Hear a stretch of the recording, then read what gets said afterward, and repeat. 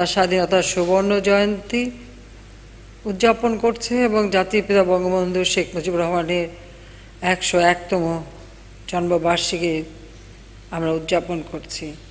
ঠিক সেই সময় এই শোক দিবস 15ই আগস্ট জাতির পিতাকে যে নির্মমভাবে হত্যা করা হলো, সবথেকে জঘন্যতম নির্মম এই হত্যাকাণ্ড। আমি জাতির পিতা বঙ্গবন্ধু শেখ মুজিবুর রহমান, বাংলাদেশের রাষ্ট্রপতি, তার প্রতি আমার শ্রদ্ধা জানাই। একই দিনে হারিয়েছে আমার মাকে বেগম ফজিলাতুন্নেসা মুজিব, আমার ছোট ভাই মুক্তিযোদ্ধা ক্যাপ্টেন কামাল, লেফটেন্যান্ট শেখ জামাল এবং ছোট্ট 10 বছরের ভাইটি। তার জীবনের স্বপ্ন ছিল যে একজন সেনা অফিসার হবে, সেই স্বপ্ন আর পূরণ হয়নি। তাকেও নির্মমভাবে ঘাতকের দল হত্যা করেছে। কামাল জামালের নবপরিণীতা স্ত্রী, মাত্র কিছুদিন আগেই যাদের বিয়ে হয়েছে, তাদের হাতে মেহেদির রং তখনও শুকায়নি, তখনও মেহেদির রং বসেনি। তাদের বুকে রক্ত দিয়ে সেই মেহেদির রং যেন ঢেকে গিয়েছিল। আমার একমাত্র চাচা মুক্তিযোদ্ধা পঙ্গু ছিলেন, তাকে নির্মমভাবে হত্যা করে। আর এই হত্যাকাণ্ড এই খবর পেয়ে ছুটে এসেছিলেন মিলিটারি সেক্রেটারি কর্নেল জামিল। ঘাতকের দল তাকেও ছাড়েনি। পুলিশের এএসপি হাসিবুর রহমান, এই খুনিরা যখন দোতলা শিবে উঠতে যেতে বাধা দিয়েছিল, তাকে সেখানে গুলি করে হত্যা করে। আর একই সাথে আমার মেজফুর বাসা, সেখানে মুক্তিযোদ্ধা শেখ ফজল হক মনি এবং তার অন্তঃসত্ত্বা স্ত্রীকে হত্যা করে। মিন্টু রোডে আমার সেজপুর বাসা, কৃষিমন্ত্রী আব্দুর রব সানিয়াবাদ, তাকে হত্যা করে তার 13 বছরের মেয়ে বেবি, 10 বছরের ছেলে আরিফ, 4 বছরের নাতি সুকান্ত, ভ্রাতুষ্পুত্র শহীদ সানিয়াবাদ, যার ডাক নাম ছিল, তিনি মুক্তিযোদ্ধা ছিলেন, তাকে হত্যা করে। রিন্টু ভাগ্নে, তাকে হত্যা করে। তার বাড়ির কাজের বুয়া এবং তার ছোট ছেলে, 5-6 বছরের, পটকা নাম ছিল, সেই পটকা এবং তার মা, তাকেও হত্যা করে। এইভাবে 15ই আগস্টে 3টি বাড়িতে একই সাথে এইভাবে হত্যাকাণ্ড ঘটে। ঘাতকের দল আমার ছোট ফুপুর বাড়িতে যায়, আমার ফুপাকে খোঁজে, সৈয়দ হোসেন সাহেব, যিনি সরকারি অফিসার ছিলেন, কিন্তু তাকে পায়নি। তখন আমার ফুপুকে হাউস অ্যারেস্ট করে রাখে এবং আমার ফুপা যেহেতু বাইরে ছিলেন, বাসায় আসেন, খবর পায়, তাকে পরবর্তীতে আরেকবার সেই বাসায় যেয়ে তাকে গ্রেপ্তার করে নিয়ে যায় এবং আমার ফুপুকে হাউস অ্যারেস্ট করে রেখে দেয়। এই হত্যাকাণ্ড করেই যে তারা থেমে গিয়েছিল তা না, পরবর্তীতে কিন্তু যারা বেঁচেছে তাদেরও খুঁজে বেড়ায়। আমি আজকের দিনে 15ই আগস্টে যারা শাহাদাত বরণ করেছেন সকলকে আত্মার মাগফিরাত কামনা করি এবং শ্রদ্ধার সাথে স্মরণ করি।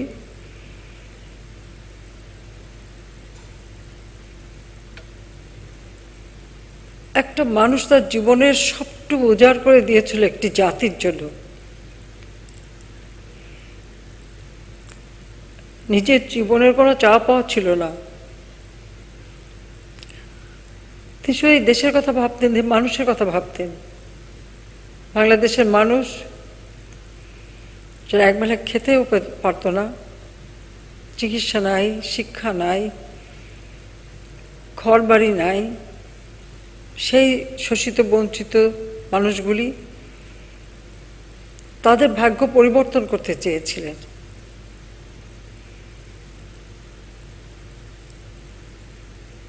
এদেশের মানুষকে স্বাধীনতার চেতনায় তিনি উদ্বুদ্ধ করেছিলেন।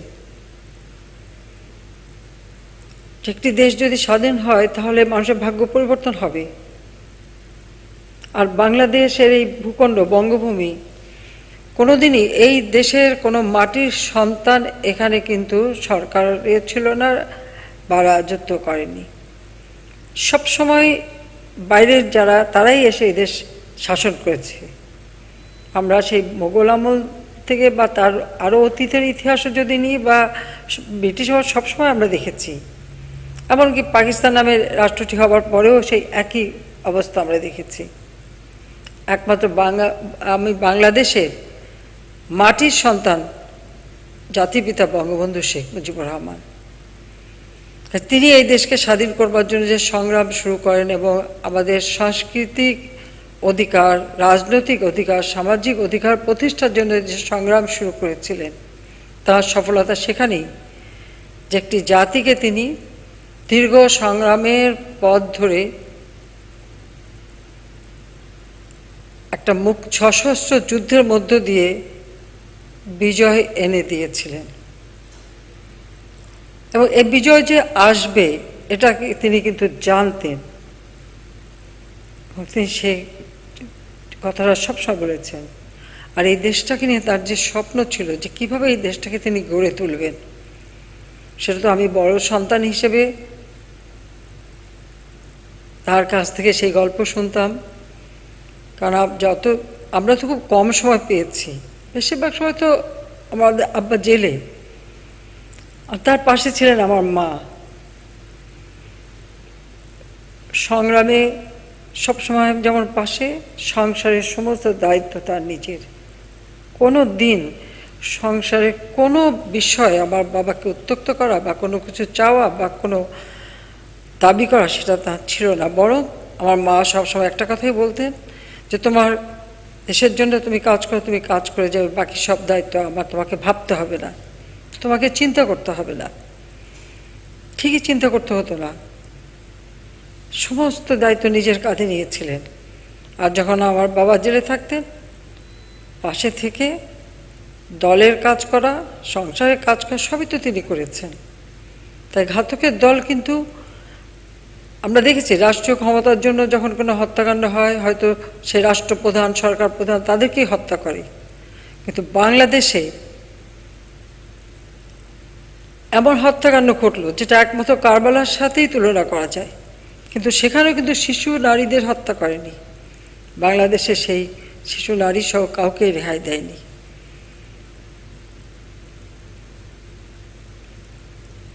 এই হত্যাকাণ্ডে অনেকে প্রতিবাদ করতে যে জীবন দিয়ে গেছে, আমি আজকের দিনে তাদেরও স্মরণ করি।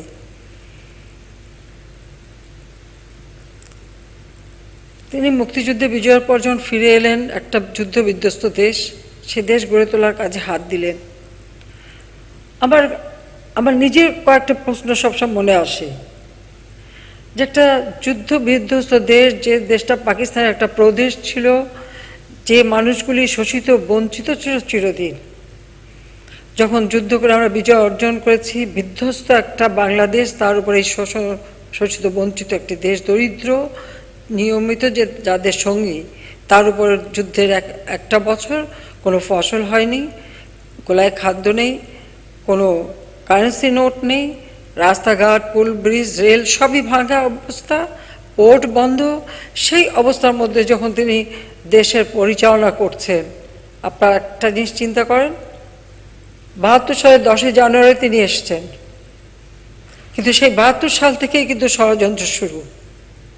মুক্তিযোদ্ধাদের মধ্যে বিভক্ত হলো, জাসদ সৃষ্টি হলো, যারা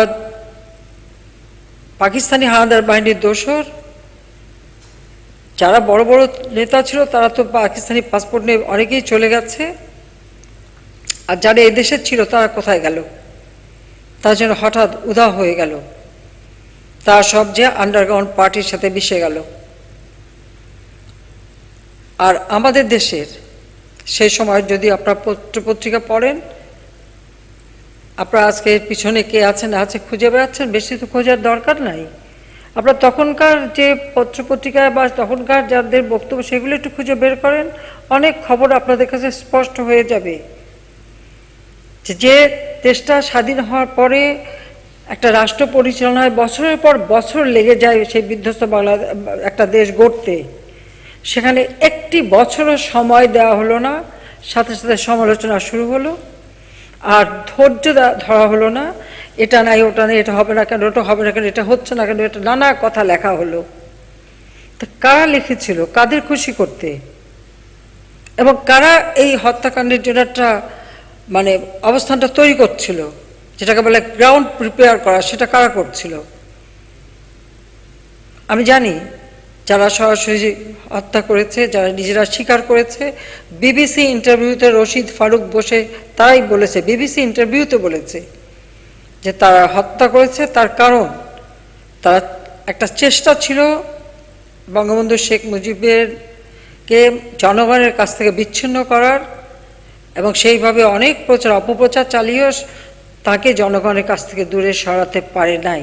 আর সরাতে পারে নাই বলেই তারা এই হত্যাকাণ্ডটা ঘটিয়েছে। এটা হলো বাস্তবতা। কাজে তখন যারা সমালোচনা লিখেছে, যখন যারা বক্তব্য দিয়েছে, তারা তো এদেরই দোষর হিসেবে গ্রাউন্ড তৈরি করছিল।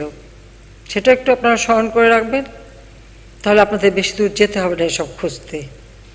কেউ কমিশন গঠন করতে বলছেন, তার এ দাবি করছেন, ও দাবি করছেন, খুব ভালো কথা, কিন্তু সেই সাথে এটাও এই জিনিসগুলো আগে পড়ে দেখেন, অনেক কিছু আপনাদের কাছে সকলের কাছে স্পষ্ট হয়ে যাবে, সকলের কাছে স্পষ্ট হয়ে যাবে। কাজে আমি এইটুকুই বলবো, আজকে খুনিদের বিচার হয়েছে, এখনও যারা কয়েকজন পলাতক, তার মধ্যে ডালিম পাকিস্তানি আছে তখন থেকে, রশিদ পাকিস্তান এবং লিবিয়া এই দুই জায়গায় থাকে, মাঝে মাঝে ডালিম কেনিয়াতেও যায় বা অন্যান্য দেশে যায়, সে পাকিস্তানি পাসপোর্ট নিয়েই চলে।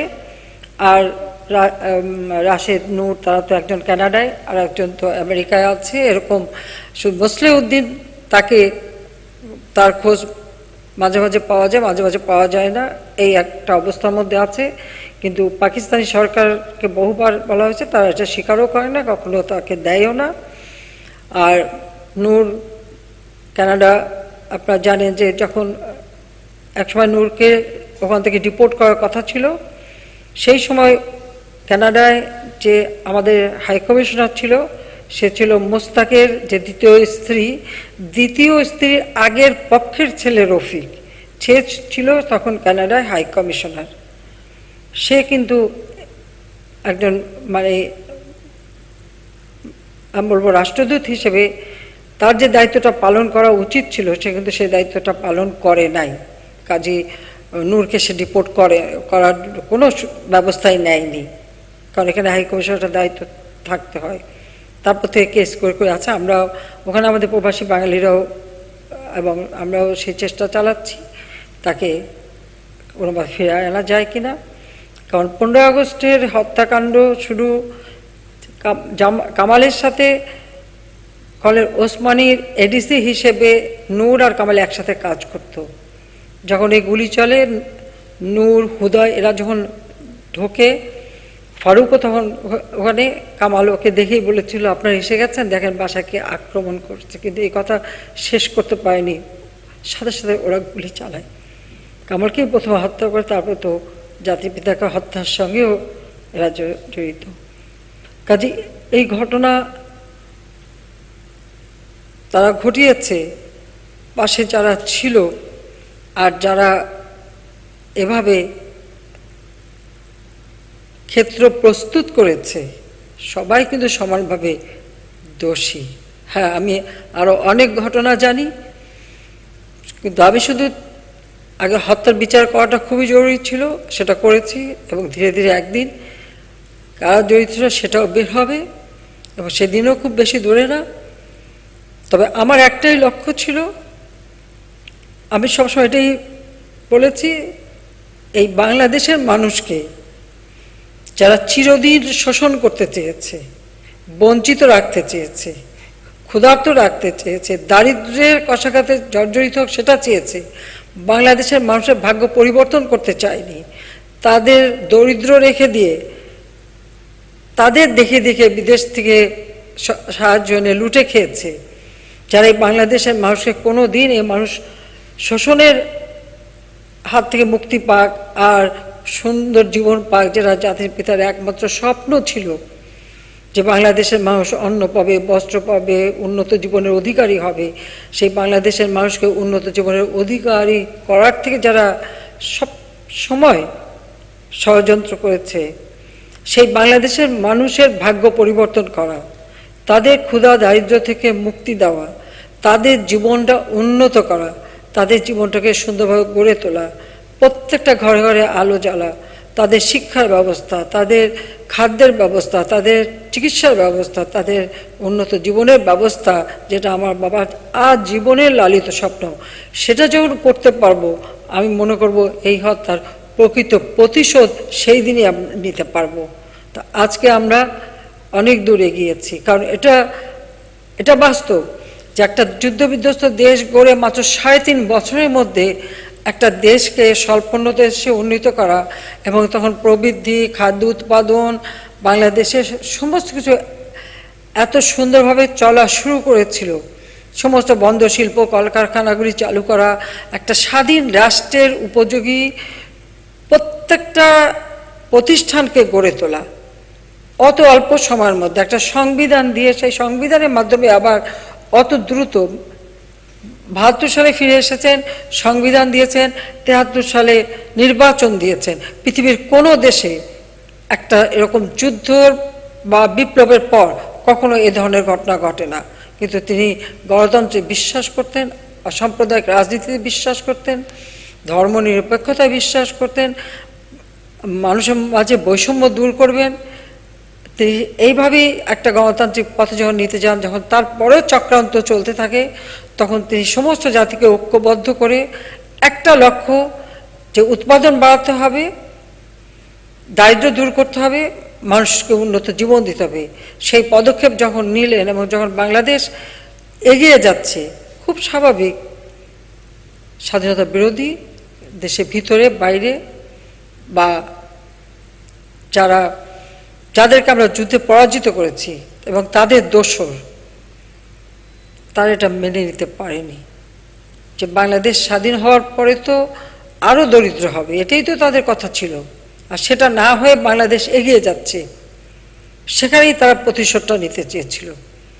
আর সেই প্রতিশোধে এই 15 আগস্ট, এবং শুধু তাদের না, মানে এই অর্থাৎ কেউ যেন আর ওই রক্তের কেউ যেন না থাকে। হ্যাঁ, আমরা মাত্র 31 তারিখে আমরা জার্মানিতে পৌঁছাই, জুলাই মাসের 15 দিন, 13 তারিখে শেষ কথা হয় আমাদের।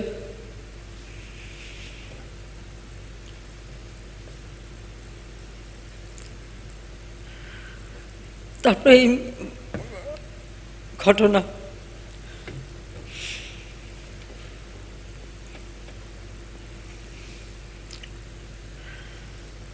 81 সালে ফিরে আসি, যখন আওয়ামী লীগ আমাকে প্রেসিডেন্ট নির্বাচিত করে।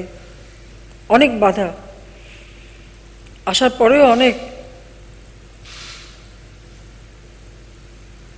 সমস্যা, অনেক কিছুই আমাকে পার করতে হয়েছে। কিন্তু আমি সব কিছু, আমি বলবো যে আমি সেগুলিকে খুব বেশি গুরুত্ব না দিয়ে আমার চলার পথ ঠিক রেখে আমার বাবা দেশ স্বাধীন করেছেন। এই স্বাধীনতা ব্যর্থ হতে পারে না, এ সফল হবে। আর এর সফলতা বাংলাদেশের প্রত্যন্ত একটা গ্রামের মানুষের ঘরে পৌঁছাবে, তাদের জীবন উন্নত হবে। এই একটা প্রতিজ্ঞা নিয়েই সমস্ত বাধা বিঘ্ন যা কিছু এসছে সব কিছু, হ্যাঁ, আমি সেগুলি অতিক্রম করার চেষ্টা করেছি। সেই সাথে সাথে আমাদের পার্টির নেতা কর্মী, আমি বলবো সকলেরই সহযোগিতা পেয়েছি। হ্যাঁ, মানুষ মাত্রেই আছে যে তাৎক্ষণিক কিছু পাওয়ার জন্য যারা অস্থির হয়ে পড়ে, তারা যে কোনো দুঃসময় দেখলেই ঘাবড়ে যায়, ভয় পেয়ে যায়। আর সেটা আসে তাদের মধ্যে যাদের মধ্যে অর্থের লোলুপতা থাকে, যারা রাজনীতির মধ্য দিয়ে ব্যাপক ধন সম্পদ কামাই করে শুধু ওই মানে অর্থের লোলুপতা নিয়েই বাঁচে, তারা দুঃসময় দাঁড়াতে পায় না, তারা আত্মসমর্পণ করে। আর যারা এর ঊর্ধ্বে উঠতে পারে, তারা যে কোনো বাধা আসুক তা অতিক্রম করতে পারে, এই কারণে যে সততাই শক্তি। আর এই সততা দিয়েই এগিয়ে যাওয়া যায়। আর সেটাই সম্পদ, বড় সম্পদ। ধন দৌলত কারো চিরদিন থাকে না। করোনা ভাইরাস আজকে সারা বিশ্ব তোলপাড়। আজকে বিশ্বের কি অবস্থা, কই টাকা পয়সা অর্থ সম্পদ কাজে লাগছে না। একটা অদৃশ্য একটা দেখা যাচ্ছে অসুখ, যার এখনো তেমন কোনো হদিস করতে পারল না এটা কি, অথচ সেটাই সারা বিশ্বকে স্থবির করে দিয়েছে। অর্থনৈতিক স্থবিরতা এসেছে, মানুষের জীবন একটা আতঙ্ক। সে আতঙ্কটা কার জন্য, কিসের জন্য? সে আতঙ্ক, এই একটা অদৃশ্য বস্তুর আতঙ্কেই সব বিশ্ব কিন্তু স্থবির। এটা মাথায় রাখতে হবে। এখানে কারো সম্পদও কাজে লাগছে না, অস্ত্রও কাজে লাগছে না। যারা অস্ত্র নিয়েই তো তাদেরও কোনো কাজে লাগে না। এটাই হলো বাস্তবতা। একটা অদৃশ্য শক্তি যে আল্লাহ আছে, আল্লাহ সেটাই মাঝে মাঝে বোধহয় মানুষকে স্মরণ করিয়ে দেয় যে তোমার কোনো শক্তি, তোমার অস্ত্রের শক্তি, অর্থের শক্তি, ধন সম্পদের শক্তি, কোনো শক্তি কাজে লাগবে না। সময় এমন অবস্থা হতে পারে, এটাই শিক্ষা দিয়েছে। তারপরে বলবো যে করোনা ভাইরাস মোকাবিলায় সবাইকেই মানে সাবধান থাকতে হবে। আর জাতির পিতা রক্ত দিয়ে গেছেন এদেশের মানুষের জন্য, রক্ত দিয়ে গেছেন আমার মা, আমার ভাইয়েরা। আমিও সেই রক্ত দিতেই বাংলাদেশে পা রেখেছি। কাজে আমিও জানি আমার জীবনের কোনো মায়া নেই, আমার কোনো কিছু চাওয়ার নেই। আমার একটাই চাওয়া যে যে আদর্শ নিয়ে আমার বাবা এদের স্বাধীন করেছেন, স্বাধীনতা সেই আদর্শ বাংলার মানুষের কাছে পৌঁছে দেবো, এটাই আমাদের প্রতিজ্ঞা। তো আজকে 15ই আগস্টের এটাই আমাদের প্রতিজ্ঞা হবে যে ওই রক্ত কখনো বৃথা যায়নি, বৃথা যাবে না, বৃথা যেতে আমরা দেব না। এদেশের মানুষের, দুঃখী মানুষের মুখে হাসি ফুটিয়ে আমার বাবা মা ভাইয়ের আত্মা যেন শান্তি পায়, সেটাই আমি চাই। এবং দেশবাসীর দোয়া চাই, যেটা আমরা অনেক দূর এগিয়ে গেছি। আজকে আমরা সুবর্ণ জয়ন্তীটাও পালন করার সুযোগ পেয়েছি, মৃত্যুকে সামনাসামনি দেখেছি, কিন্তু কোনোদিন আমি ভীত হইনি, আর আমি ভীত হব না। কারণ আমি তো প্রস্তুত, আমি তো জানি যে কোনো মুহূর্তে আমাকে চলে যেতে হবে। যতটুকু সময় আছে দেশের জন্য কতটুকু করতে পারি, যেন আমার আব্বার আত্মাটা শান্তি পায়, সেটুকুই আমি চাই। সবাইকে ধন্যবাদ। আজকে আলোচনা আপনারা খুব ভালো বক্তব্য রেখেছেন, সেজন্য সবাইকে ধন্যবাদ। এই করোনার জন্য সামনে দেখা হচ্ছে না, এটা আরও কষ্টের। কারণ মা বাবা ভাই সব হারিয়ে তো এই আওয়ামী লীগের নেতাকর্মী তো আপন, আর বাংলাদেশের মানুষই তো আমার আপন জন হিসেবে পেয়েছিলাম। তো করোনা আবার ঘরে বন্দি করেছে, সেটাই হচ্ছে সবচেয়ে দুঃখের বিষয়। তো এই অবস্থা থেকে বাংলাদেশ মুক্তি পাক, সেটাও আমি চাই। সবাইকে ধন্যবাদ।